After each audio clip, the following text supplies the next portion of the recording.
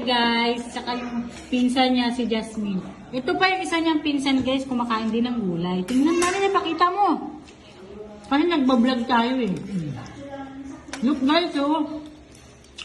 Delicious guys. Tingnan mo, ang pinsan ni Madison, no? Lalo na ko yung gulay. Kumakain ng gulay guys. Naku, very good.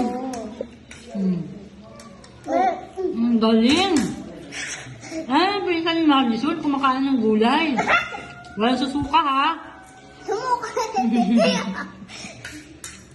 Tingnan mo guys, ang galing pala, ang galing. Sumuka yan eh. Hindi, tingnan mo. Ay, naku, grabe. Nay, tingnan mo si Sophia, Nay, oh. Ang lakas pala kumain ng gulay yan eh. Lagi ka mag-gulay, Nay. Very good pala. Sabi ng mama niya, hindi kumakain ng gulay, kumakain pala eh. Barbero naman yung mama nito.